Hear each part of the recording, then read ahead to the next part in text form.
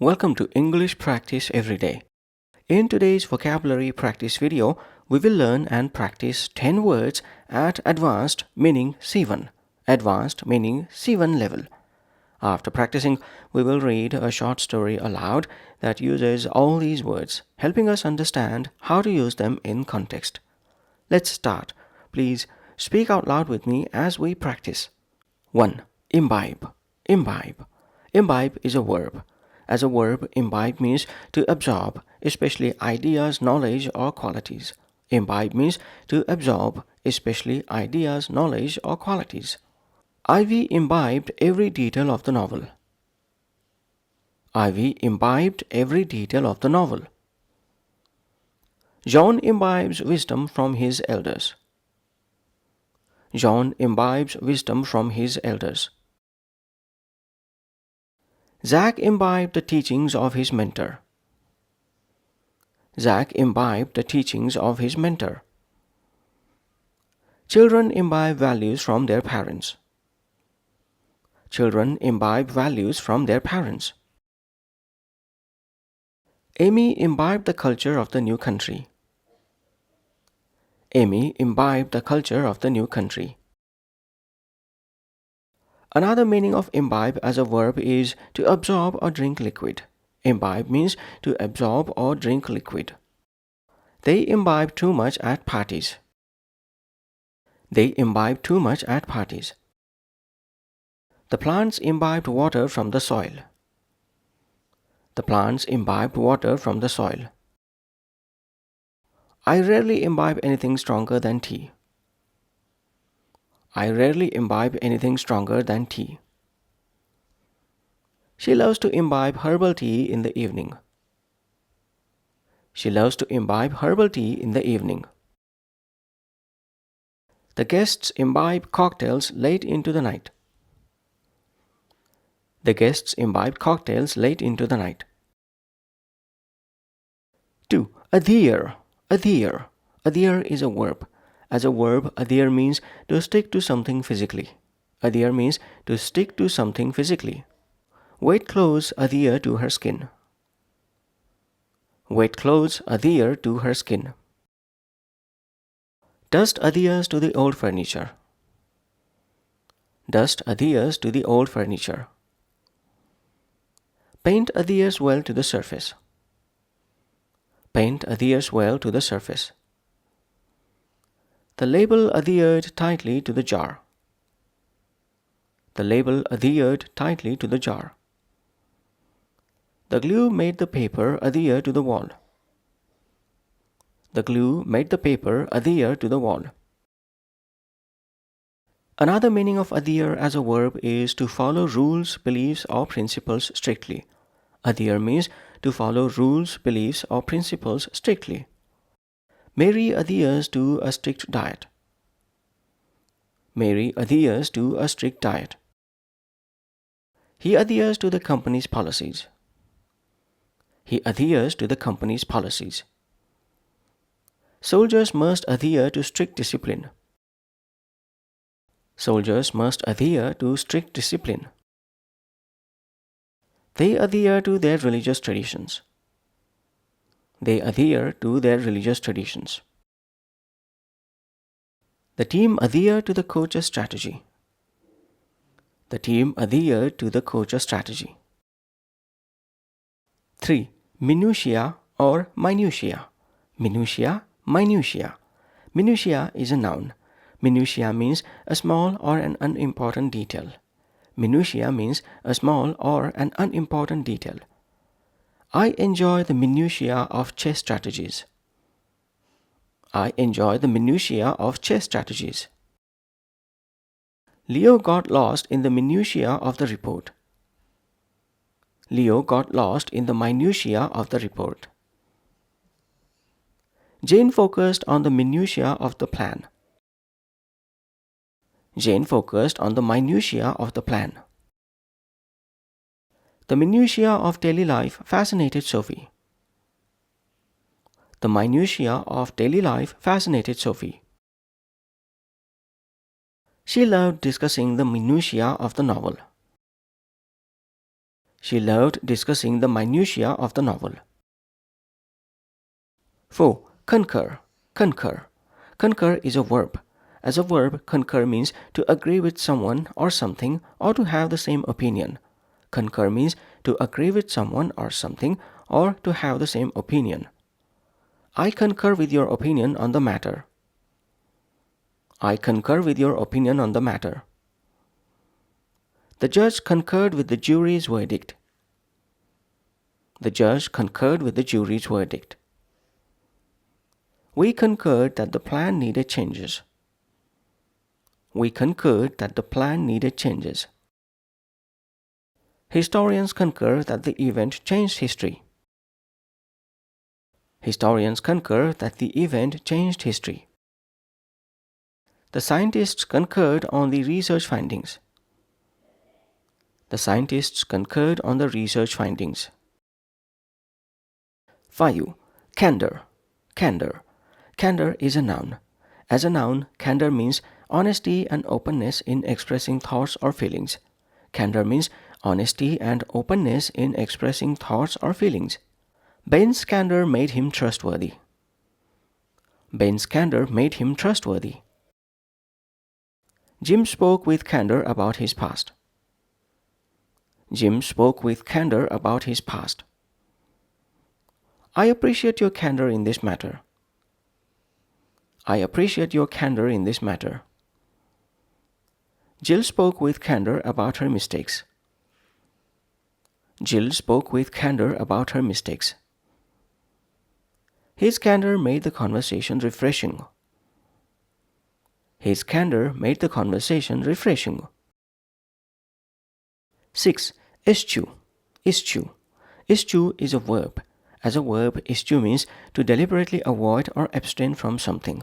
Eschew means to deliberately avoid or abstain from something. Paul eschews unhealthy food. Paul eschews unhealthy food. The artist eschewed fame for privacy. The artist eschewed fame for privacy. The writer eschews cliches in her work. The writer eschews cliches in her work. Ray eschews conflict whenever possible. Ray eschews conflict whenever possible.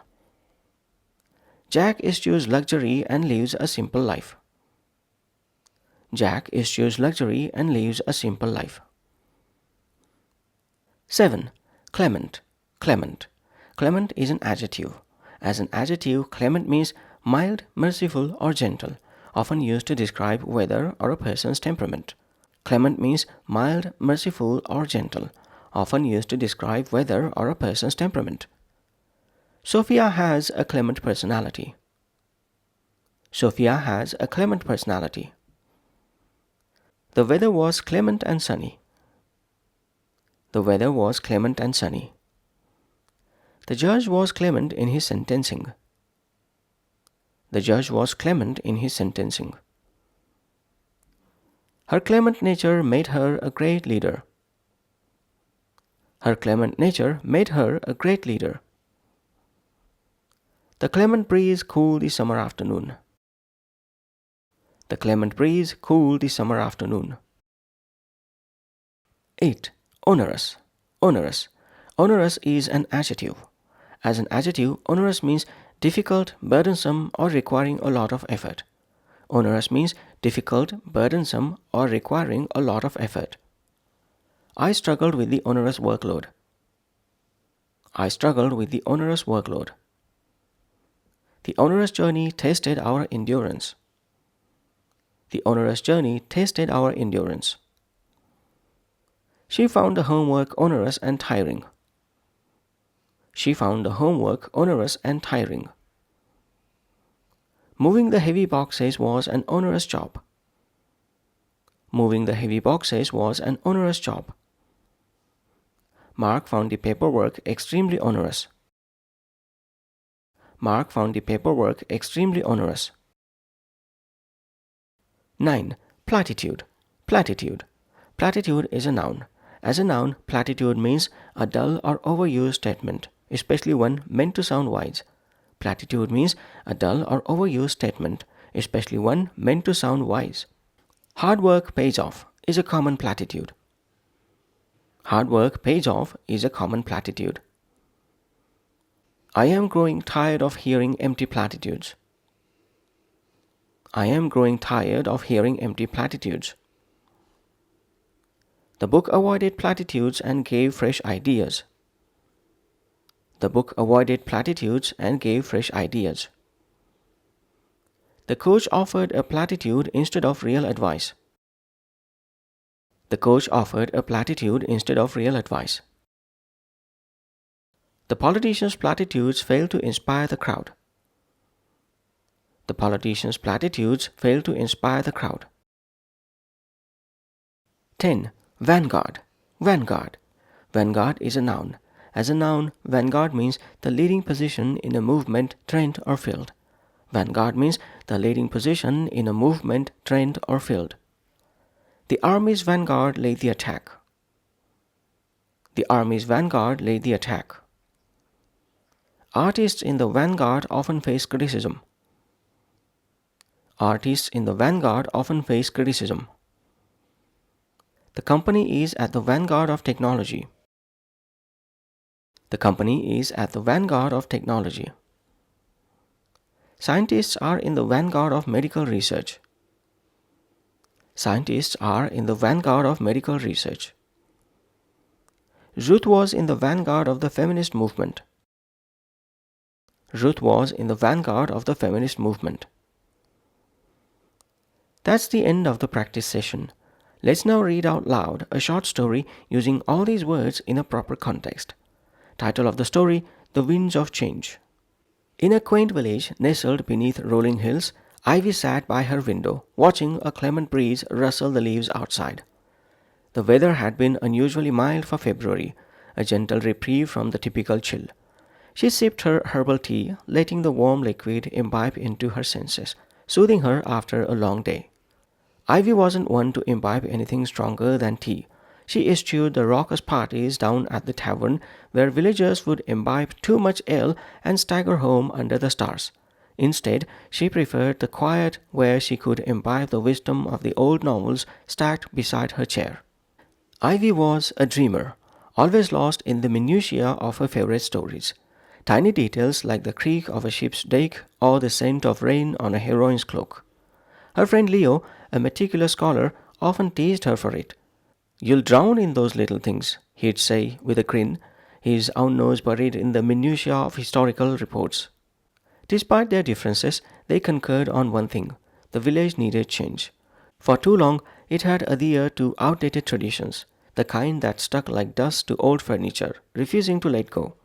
One evening, Ivy met Leo at the village square, where a small crowd had gathered. A young woman named Ruth stood at the vanguard of a growing movement, her voice cutting through the murmurs. Ruth spoke with candor about the onerous burdens the villagers faced: long hours in the fields, taxes that drained their spirits, and a council that offered nothing but platitudes like "patience is a virtue." Her words weren't the empty sayings Ivy had grown tired of hearing. They were fresh, sharp, and alive. "I say we eschew this stagnation," Ruth declared, her Clement demeanor softening the fire in her words. "We can build something better if we adhere to new ideas, not just the old ways." Ivy felt a spark ignite within her. She'd spent years imbibing the courage of fictional heroes. Now perhaps it was time to act. Leo nodded beside her. "I concur," he whispered. "She's right. The council's rules are like wet clothes. They adhere to us, dragging us down." Ivy smiled at the image, picturing the soggy weight of tradition clinging to their lives. She admired Leo's candor, his willingness to speak truths others avoided. The next day, Ivy joined Ruth's efforts. The work was onerous, organizing meetings, drafting plans, convincing skeptics, but Ivy found purpose in it. She and Ruth pored over every detail, from the minutiae of supply lists to the broader vision of a self-sustaining village. Ruth's leadership was at the vanguard of something extraordinary, and Ivy felt privileged to stand beside her. One afternoon, as they worked, a storm rolled in. Rain pelted the ground, and the plants outside imbibed the water eagerly. Inside, papers adhered to the table with damp edges, but the group pressed on. "This won't be easy," Ruth admitted. her candor as refreshing as the Clement air after the rain. But nothing worth doing ever is. Weeks turned to months, and the movement grew. The council, once rigid, began to bend. They couldn't ignore the vanguard of voices demanding progress. Ivy, Leo, and Ruth adhere to their principles, refusing to let setbacks derail them. Slowly, the village transformed. New wells were dug, trade flourished, and the platitudes of the past faded into memory. One evening, as Ivy sat with her tea, she reflected on their journey. She'd imbibed more than stories this time. She'd absorbed strength, hope, and the will to change. The Clement breeze outside carried whispers of a brighter future, and Ivy knew they'd only just begun. End of story. That's all for this vocabulary practice session. Try incorporating these 10 words into your conversations this week to reinforce your learning. Bye for now.